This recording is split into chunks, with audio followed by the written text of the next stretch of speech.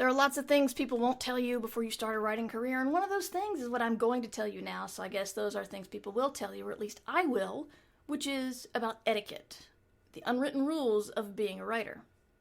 On I Should Be Writing, Season 18, Episode 35. But I should be writing. I should be working on my craft. I should be writing. I should be submitting my next draft. But I'm sitting home watching Doctor Who. And hi there, welcome to I Should Be Writing. This is a podcast for wannabe fiction writers. I'm your host, Mur. I used to be a wannabe fiction writer, and now I'm working on my 8th book. 7th book comes out this October. It's called Station Eternity. It's about murder in space. A lot like my last book, but not in the same universe. Different murders, different space. So this show is designed to talk to new writers about the things that are lying ahead of them, the things that they think they're unique in feeling, and the things that they think should stop their career. And tell them, essentially, that the message for the podcast is don't give up, and then now you've listened to the show. You don't need to hear any more, but I've done almost 700 episodes, so I can say don't quit in a lot of different ways. And we're going to do that again today. So we start with talking about what to keep me accountable. Unfortunately, I have decided to not be accountable this week. I had to send my laptop off to camp. It needed some work done by Apple before my Apple Care ran out, and I thought I was going to have it done for the week, and I got a little bit of writing on another project done today. I mostly have been messing with my stream and my podcast because I now have the time. I could have written, but I just took the opportunity to clean up some stuff for the stream and the podcast, so hoping stuff will be really neat moving forward. So yeah, I am being held accountable and not actually writing, so... But May is coming, and May is going to be a very big writing month. I have a writing retreat at the end of the month. I hope to continue to have podcasts that month. Whether they'll be live streamed or not, I don't know. They will not be live streamed with this level of production, because this is a PC that doesn't move, and I'm taking my laptop to the writing retreat. So, but I will have, people like Cameron Hurley and Gwenda Bond and Ursula Vernon, I think, and Andrea Phillips, all who have been on my show at some point or another. So I'm pretty sure with phone or my iPad, we could make an entertaining writing stream for you. Because I know this sounds like the most arbitrary thing in the world, but if I do a show every week from now until Labor Day, I will hit show number 700 in the old way that I used to be counting them. Summer is, my producer is still counting in that way. I would hit 700 at Worldcon, and I don't know if they're going to give me a live show. My live show just might be me wandering around Worldcon talking into a mic, but show 700 will be at Worldcon, and that excites me, so I'm going to keep trying to put something out, even if it's a non-streamed, short, old-school show with just me and a mic. We will see. But yeah, now for good news. The dog's foot is slowly getting better. Slowly. Slowly. But there is market improvement. And then this morning, you don't know what sometimes stuff drops out of your world and you don't realize it until it comes back. I realized my dogs have not been playing or wrestling in weeks. And on one hand, that's good because, Rose has been in a cone and a puffy e-collar. She needs both of them so she doesn't lick her foot. So if they'd been wrestling, that would have caused great damage. But also, this morning she felt good enough to wrestle. And she's the young, aggressive one, and Tricky is the old geriatric submissive one, so he wasn't going to start any romping playtime. But, he'll play when she wants to play. And she just went pouncing this morning, and I'm like, wow, you haven't done that in a long time. So, dog is improving. Haven't heard from the vet. I sent her another picture of the toe. My phone is filling up with pictures of a dog's injured toe. So when I open my phone, it's like, oh, here are your pictures. And sometimes I'll get a picture of Numbers Ninja in her graduation gown. And sometimes I'll get a picture of the weird stuff we did in the summer 2020 before she went to school. And we were trying to have fun and still deal with the pandemic. And then I'll get a picture of a dog's bloody toe. I need to clean that out. So yeah, if anybody has any good news, let me know. As I said, my computer is back from computer camp. Very happy to have it. Because they gave me a new case, they took my Tiny Murph sticker and my Boss Sourdough sticker. This is a baseball card that Numbers Ninja drew for me, and it was my pride and joy, and my husband printed out a sticker for me with Boss Sourdough on it. But then, of course, I control the Tiny Murph stickers, and my husband can print out another Boss Sourdough sticker. So it's not that much of a loss, but it was a shock to open up the computer and not see Boss Sourdough. Shame. But yeah, I think that's all my good news. I think. It's good enough. Dog's doing better. Computer's home. That's good. I'm getting better at playing with resin, and I haven't broken my lungs yet. So, that's all good. I would talk about the dice that I'm making, but Badger Hub would call me a nerd, and Badger Hub is in the chat right now, so. Yes, I am a nerd. I play with dice, and now I'm making them. Kay Kimmy says, my good news is that I made a mistake earlier, and I'm not falling into a shame spiral. That is healthy as hell. I'm very, very happy for you. That's amazing. Is Boss Sourdough related to Bob from A Wizard's Guide to Defensive Baking? I don't think so. Boss Sourdough is more of a mob boss who wanted to play for the Hades Tigers, but somehow did not. And he's a big loaf of sourdough bread in suspenders. Underpope says, my good news is a story of mine was accepted the other day. I'm so happy. That's awesome, Underpope. Is that another acceptance? Is that like 2 this week? And someone said something good news earlier. Let me check the chat. People are talking about One for All, which I'm excited about. We're going to be talking to Lily Lanoff day after tomorrow. And I have a nice, shiny new overlay, so that's going to look all professional and stuff. I know I went past somebody's good news. I'm sorry. Just the one acceptance this week. Okay, Underpope. Sean has figured out a way around the can't sit at any desk but really want to write problem. Now I can write more. That's great. Or at your desk. What time is Spoilers Club stream? Spoilers Club stream is 6 p.m. Eastern Time. Ursula and I are actually speaking at a Triangle freelance writers event that day. So I get to drive to Raleigh, speak at a freelancer event, and then come back home and do a interview. Spoiler interview. Spoilery. My good news is not that related to writing, but Kitty starts her cancer drugs tomorrow. Glad to be moving forward on that. That's good. Class with Gotham Writers is going well. Oh, cool, Todd. I didn't know you were taking something with Gotham Writers. You'll have to keep us posted on how that's going. After the well that you just said. Jasmine has researched to solve 2 issues. Thank you. I knew I saw good news somewhere up there. I'm sorry, I scrolled past it, but thank you for refilling me in. Wow, that's a word. Those are words that make noise, right? Okay, yay button for everybody else. Want to remind you, I am raising money for St. Jude's. I'm very bad at this. I'm very bad at it, but I am allowing puns in the chat, which y'all do anyway, but I will accept them and read them and not groan for 5 minutes. Other rewards are I read from my work in progress or from Station Eternity. There's an Evil Mur episode that someone can unlock. I'll do live writing with your prompt for 5 minutes, or I'll do live writing with Matt Wallace's prompt for 30 minutes.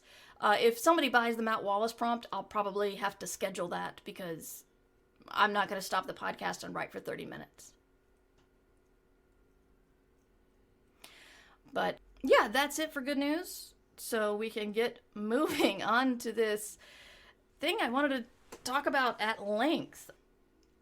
So what happened was Ursula Vernon had a new book out this week called Nettle and Bone. I think that's probably the one we're going to be talking about when we get her on Spoilers Club. If you guys want to get moving on that. It is a fantasy book that starts out a little horror. Kind of more of a horrific scene, it's not gross and it's not scary, but it's definitely not something you like show to kids. But anyway, so Ursula's book came out and we were chatting with a friend, Cameron Hurley, and Cameron posted a picture of the book. She's like, I got your book today. And Ursula's like, yay, thank you. I will never ask you if you read it. And Cameron replied, this is true friendship. And I thought, I really like that my friends, all my writer friends get this, that we want to support each other's careers. And when we can, we buy each other's books. But the books may not always appeal to us. And it's not that they're bad writers, it's just you're not going to like every single book that comes out. And some people write in genres or in styles that don't appeal to me. And so I still support my friends and get their books, but I'm not going to read them all and I'm not going to like all the ones I read. So we know that asking a friend if they read your book or what they thought of your book puts them on the spot. So we don't do it. And then I just realized we don't talk about that. Nobody tells writers, like, listen, always be grateful when someone gets your book. Never ask them, because they might get it and it might go on their to-be-read pile. They might get it and lose it. It's if somebody buys your book, that deal is done. Contractual agreement is done. You guys supported my career, thank you. If you read it, that's even better. But I had a friend told me he went on vacation with his wife and they read 6 Wakes while they were on vacation. And I said, oh, that's great, thanks. And I didn't ask him what he thought of it. And he didn't volunteer any information. So I thought, they're probably he probably wouldn't have brought it up. He's not a writer. So he probably wouldn't have brought it up had he not liked it. But I didn't open that door and he didn't open it himself. So,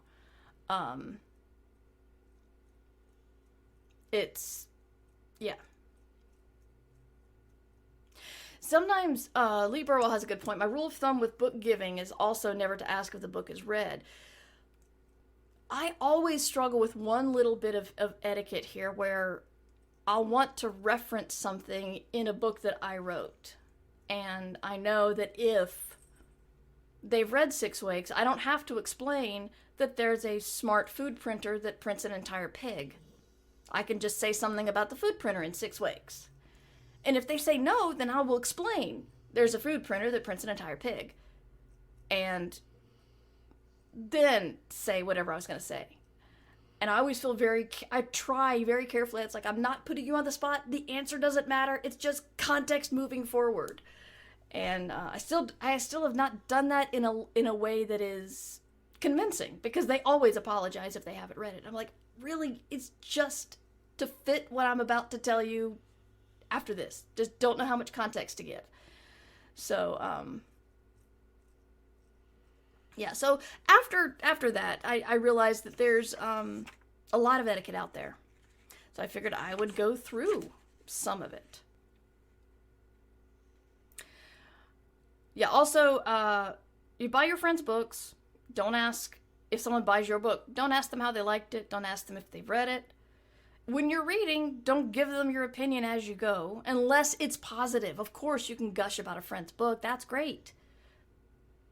But I didn't think Ursula liked science fiction at all, so I've never asked her if she's read my books.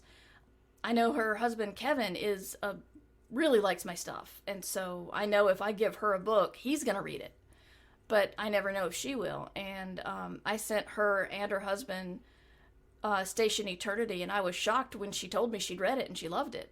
That was, and knowing that she doesn't lie that she's read my stuff, it actually makes the fact that she has read Station Eternity and liked it, that means more. It's pretty cool. Yes, exactly. There's so many books and so little time. And you know what? As your career goes on, you're going to meet more authors. So, yeah. So, we'll move on. As your career goes on, people are going to ask you to blurb books. You will not be able to blurb them all.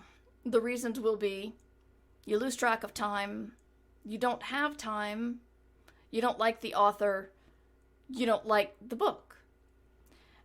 And if the author asks you to blurb the book, you always say, I didn't get around to it, I didn't have the time. That is well accepted code, such as, how are you? I'm fine. You might not be fine, but that's not what we're talking about, is it? We know, we also know that everybody is busy, and so you may not have time. So it's a nice way of saying, no, I'm not blurbing your book. It's going to give the most pleasant, friendly reply possible of why. I have once said I didn't like a book, but I said it to a publicist. And while talking to who suggested this to me, I said, well, what if there's a publicist? Because there was a book that, I'm not going to say what it was. It was a fine book, but it was so, without actually going into misogyny, it was so dude-focused. The first chapter, just dude. I couldn't imagine a lot of women being into it. And I basically read the first chapter and I'm like, yeah, this is not for me. Thank you for thinking of me, but I don't think I would be the right person for you. And my friend, I said, is that okay? And she said, no, because some publicists are not diplomatic and they might just forward everybody's answer to the author. So, oh God. Lee says, Charles DeLint once responded to a request from a publisher saying he didn't have time to read the book, and the publisher told him, that's all right, we know what we want you to say. Needless to say, it didn't get a blurb from him. Wow. It's really funny because I've had people, sometimes I give a number of blurbs, they're all true, but they want something quotable and pithy to go on the cover of a book, so I'll give a number of options. And one person, emailed me back very carefully wanting to say that they wanted to combine two of my blurbs and if that was okay. I'm like, yeah, that's okay. So I'm glad that this person was like the opposite of whoever wanted to write for Charles DeLint. Jeez. Yeah, that's kind of what I said, Nobilis. I'm not really the audience for this book, but I think I could have said it a little better. But I really was just like, and I had a male friend who did really like it, and I'm like, I think this is really a dude's book, but it's yeah. I don't want to say anymore because people could probably figure it out. And again, the book's probably fine. It was just not for me. Boy, howdy. I noped out of a book for that reason. Apparently it got better, says Kids Are Asleep. Yeah, but there's that whole, how much are you willing to suffer to, there are books that are slow starters, but how much are you going to keep reading something that actively repels you?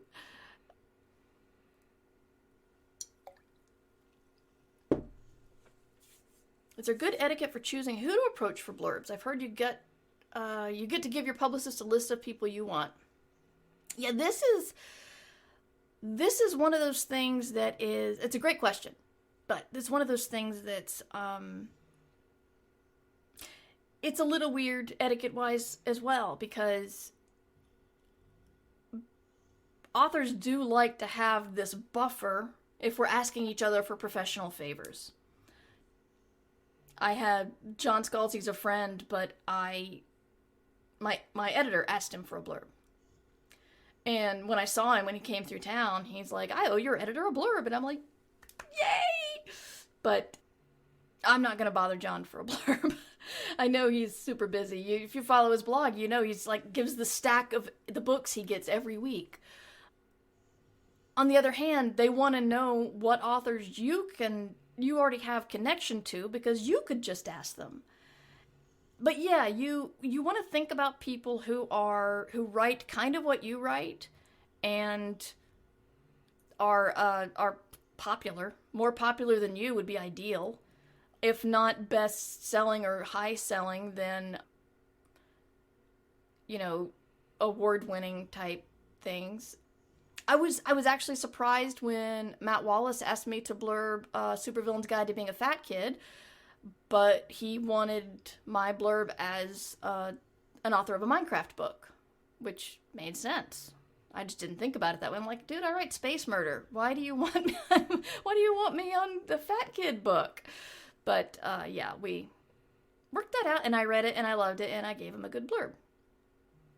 But choosing, you want to choose people who write kind of what you write.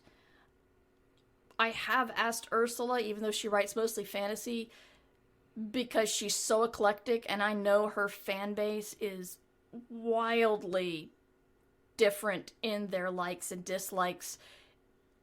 I just know they all like really weird stuff, which is why they like Ursula. Also furries.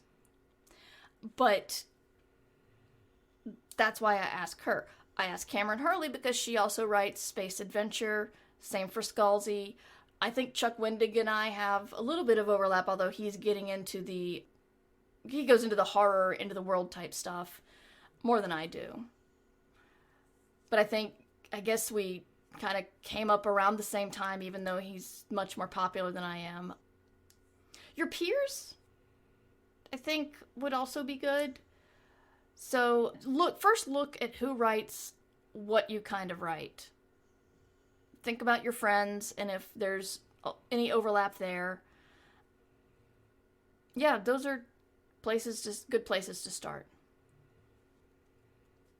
You got a blurb from a Mass Effect writer? Kids are asleep. Oh my god. That's amazing. Wow.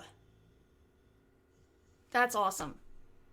The thing is, while I know that would really impress you and me and a handful of other fangirls and boys, did the editors think that was a well-known enough name to be good, or is the fact that you got to put Mass Effect writer after it was all you needed? Dude, I write space murder needs to be a shirt. Sure, I'll write it down. Dude, I write space murder. I think I might design that tonight, actually. That sounds like fun. Shards is here. We're going to go do a little bit of backup for good news. So Shards, go ahead and tell us your good news. I am ready with the yay button. Well, good and bad. Good. I'm only a few thousand words from my Camp Nano goal. Bad, I got rejected from a job based on a personality test. Oh, that's gotta sting. I'm sorry, Shards. I guess I'll hit the yay button for the Camp Nano work. You really are making some amazing progress on your writing. So, well done there. Well, I'm sorry, Shards. Lots of sympathy in the chat for you. So moving on with our etiquette.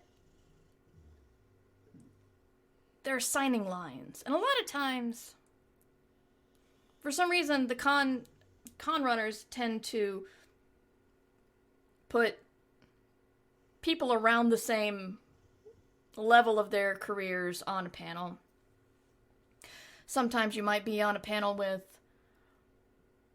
I can't remember her name, but she's like this icon in fantasy. I'd never read any of her books, but I was impressed to be on a panel with her, and she got pissed at me and yelled at me.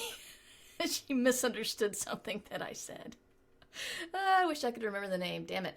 Anyway, but usually you'll get people along the same lines. But in the signings, they're not going to put popular people at the same time because that's too many people. So they put, like, a newbie beside Kim Stanley Robinson to pick something completely at random. Giving a podcaster without a book or with only audiobooks a signing at Worldcon and putting her next to Kim Stanley Robinson. That was fun. So, I mean, you know, I already didn't expect a line. Kind of hoped someone would drop by and say hi. But I had to sit next to Stan, and that, yeah. So, we got discussion about etiquette with that. When you are the more popular author, take time to talk to the people next to you. Pleasant chatting, friendly things. Don't point out that they have no one in their line and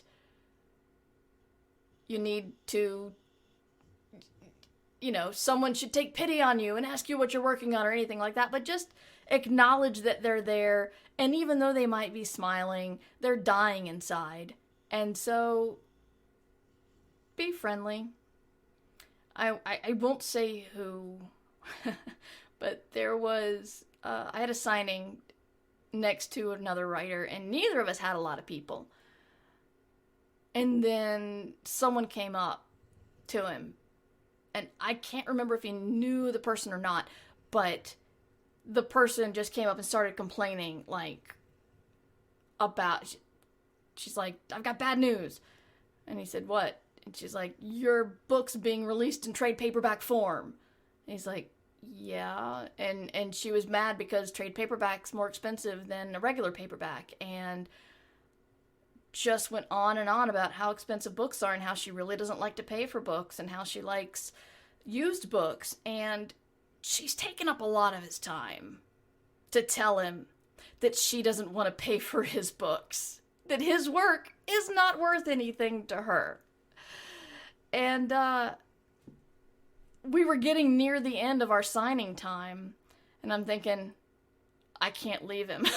I can't abandon him to this. I didn't interject, but I just kind of sat there in solidarity with him until she was gone. And yeah, I can't even remember what he said, but he was reacting his inner reaction was similar to mine. For the record, authors know that everybody has different financial needs at different times in their lives. We're big fans of libraries. We understand that used books are a thing, but don't go tell somebody that you only read used books, or you're just basically telling them that their work is not worth it. So it's painful. It's kind of painful. So there's your reader etiquette. Don't tell an author that. Oh, Shale, I'm so sorry. I was wedged between Spider Robinson and another author whose name escaped me. No one in my line with theirs starting to loop. Yeah, I was next to Charlene Harris once, and I think it was Dragon Con, where they had just one big room and no cues, but they'd drawn a cue on the carpet with tape. So everyone was lining up properly in a snake pattern in front of Charlene Harris and then around. And I think Shauna McGuire was also signing elsewhere in the same room. And yeah, nobody had to go through the little SQ because they could just walk straight up to me, like the three that did. Yeah, it hurts, but it's gonna happen. And just, if it happens that, you know, you are the popular author in that situation, be kind to the person who has nobody in their line. Which, you know, is really the rule overall, be kind. As Daniel's saying in chat. I've seen professionals burn bridges by failing just to be a decent human being. Yeah. So here's something fun. When someone is a nominee for an award, there's a lot of emotion going on there. A lot. And I've been guilty of doing some of these things. And now that I've been a nominee, I know. Just tell someone good luck. Or even, I'm hoping for you. That's as far as you need to go. Don't tell them you and everyone you know voted for them. Don't tell them that you voted for someone else, but you hope that they win in another year. That's been said to me before. And that same year was the year lots of people were telling me that they voted for me, and everyone they knew voted for me, and I came in like 5th. Or 4th. Came in 4th out of 5. And that was... So it's like... There's just a lot of stuff going on when you get nominated for an award. There's the hope, there's the I'm clearly not worthy of this, and even well-meaning support from people can spiral you off in the wrong direction. Either off into, I've got this in the bag, or, oh great, so my fear that I am not worthy is absolutely validated. Thank you. Yeah, that was 2013, and I'm still I still hold a tiny grudge. I've never mentioned it. I'm kind to the person. Enjoy talking to them, but I still think every time, I'm like, so there was that year you told me. You didn't vote for me this year, but you're going to vote for me next year. Yeah. So just being kind and saying good luck to people. Or how are you feeling about tonight? You know, that's a good thing. Or you could just be what Mary Robinette does, which is, if you lose, tomorrow you will have the exact same awards as you do right now. It sounds like obvious common sense, but that really put things into perspective for me and really helped me out the first time I was nominated for Hugo.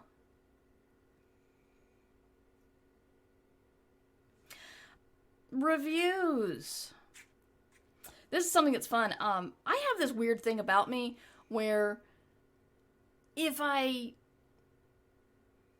really, really like something and it's got one thing wrong with it, I'm going to be really, really annoyed about that one thing. I likened it today as getting a hot guy into bed and he farts. It's like, it's almost perfect, but why'd you have to do that? So there was a book that I liked a lot about 15 years ago.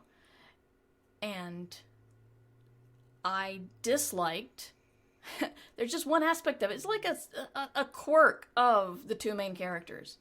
But it was a fat book, and I think they probably could have cut about 20,000 words of this side quirk. And I remember my Goodreads review was just long about how brilliant the book was and how stupid this thing was. And how angry I was that this thing really took me out of the pleasure of the book because it was so dumb. And then I sold my first book and I ran back to Goodreads and realized, well, the person who wrote this is now technically my peer. I mean, obviously much more successful than I am, or maybe ever will be. But they're my peer. I might be on panels with them. I need to delete this. I was not so much worried about them finding it, but worried about someone looking into my reviews and thinking, oh, wow, she wrote this about this popular author who's now her friend. I wonder if the author knows. I get paranoid about stuff like that. So unless you are a professional reviewer, Liz Hand, Jeff Vandermeer, Amal Motar, don't review other people's books online. Unless you're going to give like a 4 or 5 star review and say it's awesome. It's just, there's just too much. Everyone has very, very individual and strong opinions about the different reviews and what they mean. I'll never forget the friend who told me that his own publisher gave him a 3-star review. The book they published, he got a 3-star review from them. You know, then there was the woman who completely lost her stuff online when someone gave her like a 4-star review and said they wanted to give her a 4.5. But that wasn't good enough. that was damaging to her career. So everyone's got their like some sort of trigger in the reviews format that will piss them off. So I will review books in genres I don't write. I've reviewed graphic novels, and sometimes I've reviewed nonfiction, but anything speculative, I don't touch.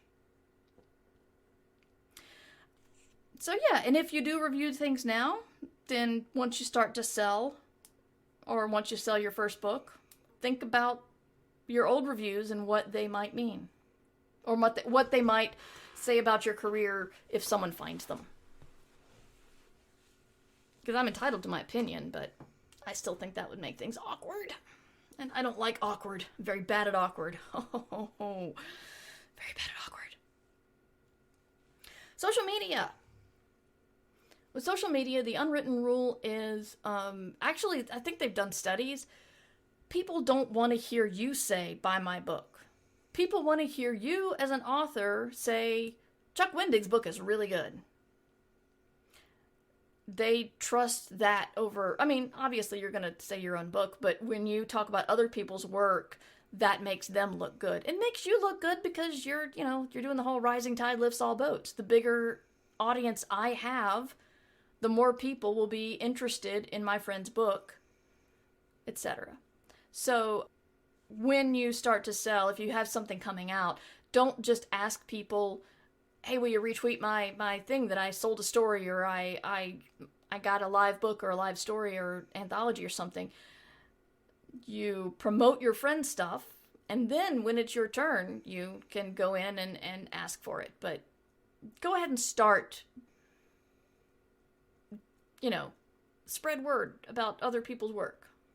It's not necessarily, no one's keeping score, but I mean, I think people are going to know when your entire Twitter feed is made up of, let me talk about my book, instead of, my friend has a book, I just finished this book and it was great, etc. Again, with the be kind, there's a friend who says, it all boils down to, your career's going to go like this, and your friends' careers are going to go like this. I'm making a waving sound for people listening in the future, or waving motion. Essentially, keep in mind that as your career might be going up, a friend of yours might be going through a downturn, and then the other way around. And just be aware that it's good to be there for other people even if things are going great for you. And it's good to be happy for other people even if things are going poorly for you. And just be aware that as your career goes down, that doesn't mean it's not going to go back up. Remember what Tobias Buckell said about the author stock market. We kind of hope it's going to be a constant trend upward, but we're going to have setbacks here and there. Stuff's not going to sell. Stuff's not going to land with the audience.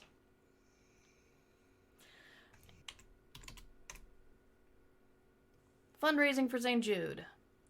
I'm going to put this link in the show notes. If you're listening to this later, you can still support St. Jude through Tiltify and support it through my link, and then you can get an Evil Mur episode, or allow the people to pun in chat, or ask me to do live writes based on prompts.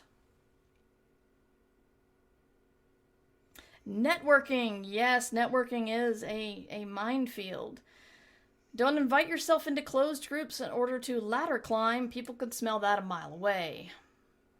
There were anecdotes about people who've shoehorned themselves into conversations and literally wrote down everyone who was there and who was quote-unquote important. And remember, even if you're keeping internal score about who's important and who's not, you don't know who they know. And you don't know who might be on the precipice of a huge deal or huge movie connections or something. And if you treat someone like crap, they're gonna remember. Yes, they're going to remember. And interesting. Christian Writing says there's a new book coming out about that thing. Miss Chloe by Verdell, I think is the author's last name, about her friendship with Toni Morrison, whose career was obviously very successful while hers was less so. Yeah, it's weird. I mean, you can either get annoyed about it or move on.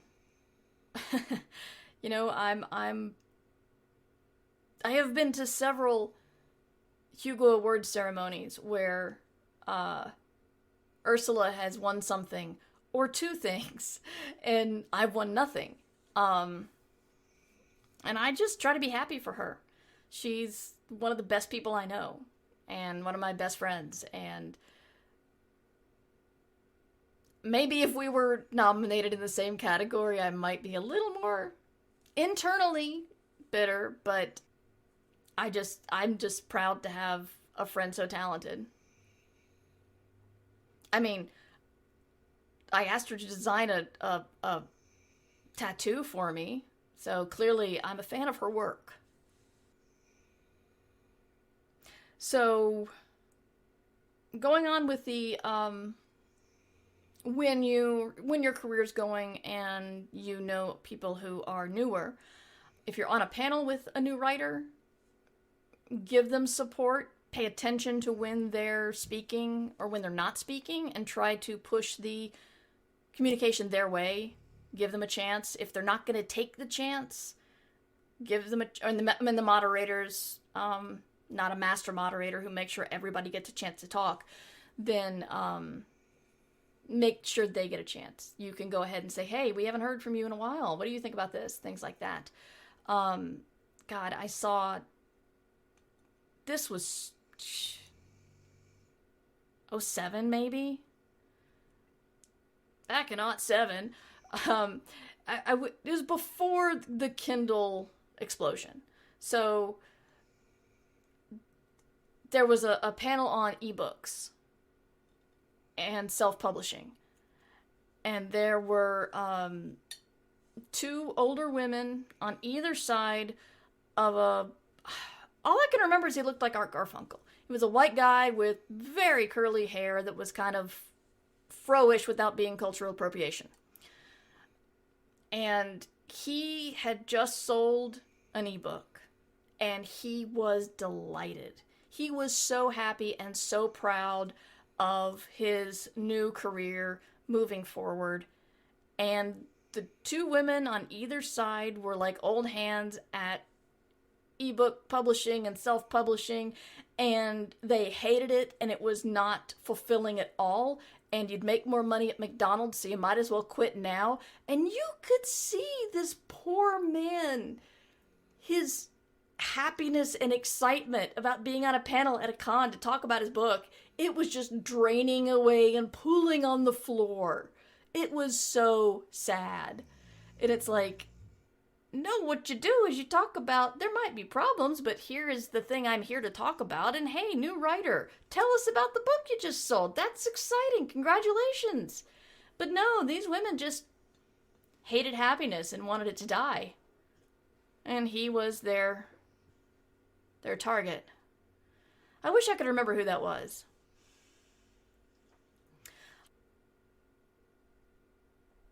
I'd much rather make friends with other authors than just try to collect as many networking connections as possible. That's it, really. It's like if you make friends, if you're just a pleasant person and you make friends with people, then that's your networking. It's not like you need to go there and be smooth or offer them something professionally rewarding.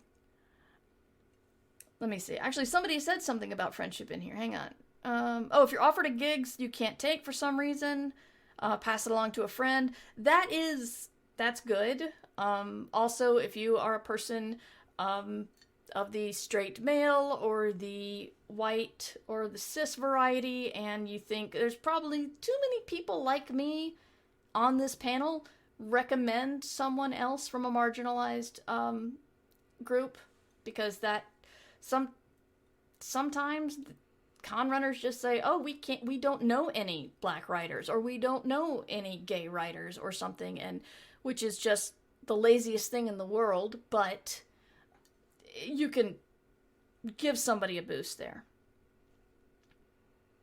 Yes, networking is way more better if you approach it like make a bunch of friends, try to help other people out. Helping other people is a great way to make friends in general and professionally.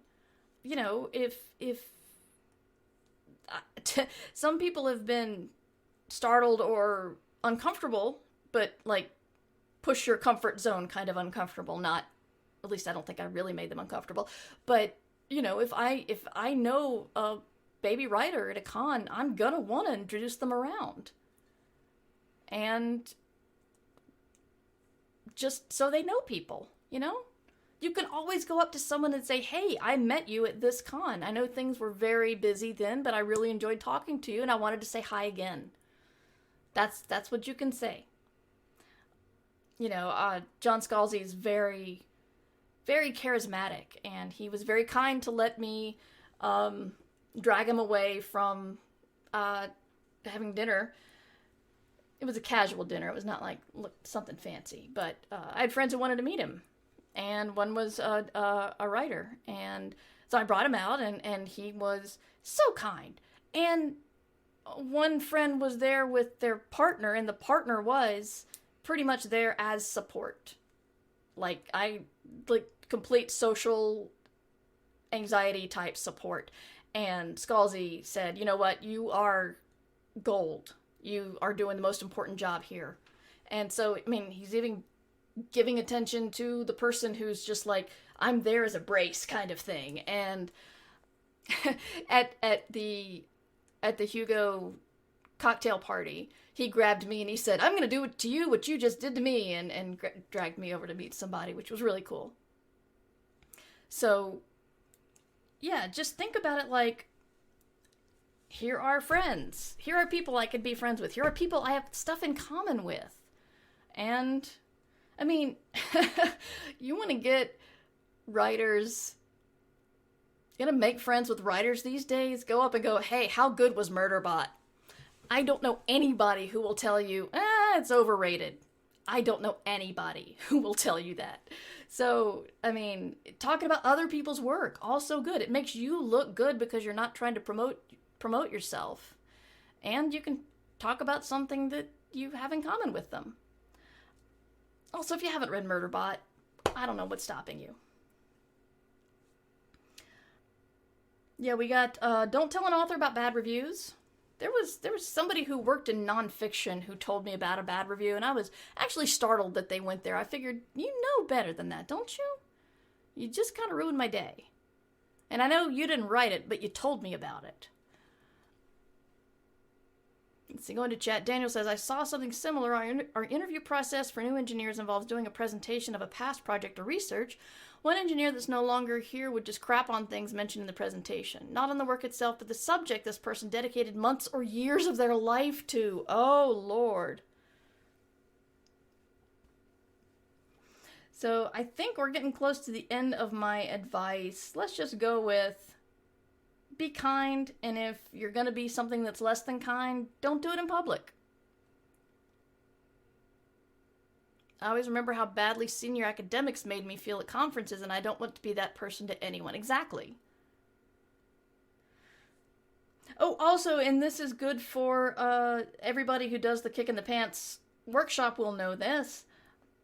Don't tell another author that you're using an idea and they aren't allowed to. Someone was saying that they were writing about a goblin market, so Ursula couldn't, and she said, I just said I liked it, not I'm going to do it too, and furthermore, you do not look like Christina Rossetti. So, Ursula's very funny.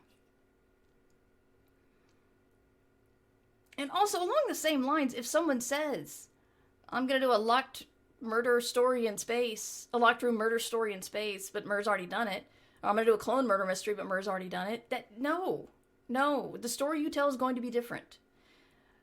What I was referring to in the Kick in the Pants workshop is I give a prompt to a group of people, and they go off and write on the prompt. And then if they're comfortable, they read. None of the stories have ever been terribly close to each other. And everyone's going on the same prompt. Yeah. Yeah, I also had a person tell me that my achievements were not that much because clearly I'd taken ideas from him. And that pretty much closed the door on our friendship. Good times. Anyway, I'm going to end this for the podcast now.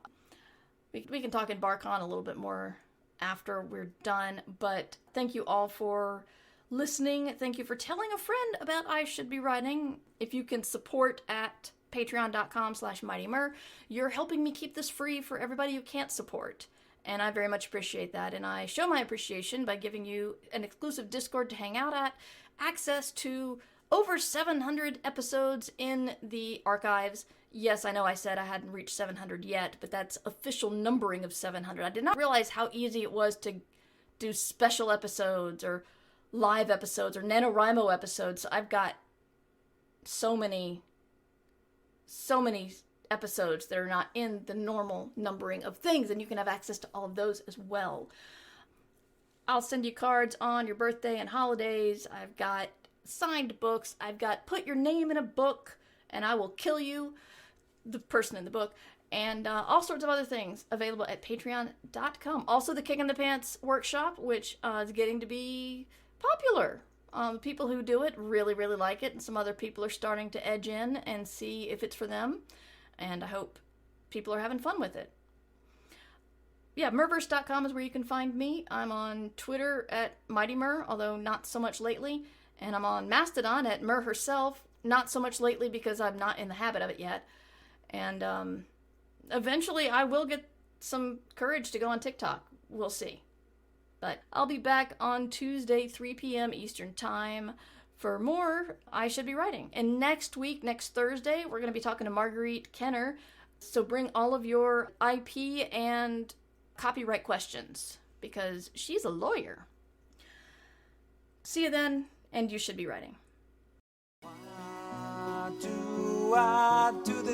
I Should Be Writing is available to you under a Creative Commons Attribution Non-Commercial No Derivatives license. Theme music by John Anelio. Art by Numbers Ninja. Production by Summer Brooks. And hosting by Libsyn. Find all of this information and more at Murverse.com. And remember, we can't do this without you. Thanks for your support. I should be writing. I should be working on my craft. I should be writing. I should be submitting my next draft. But I'm sitting home watching Doctor Who. Yeah, I'm sitting home watching Doctor Who.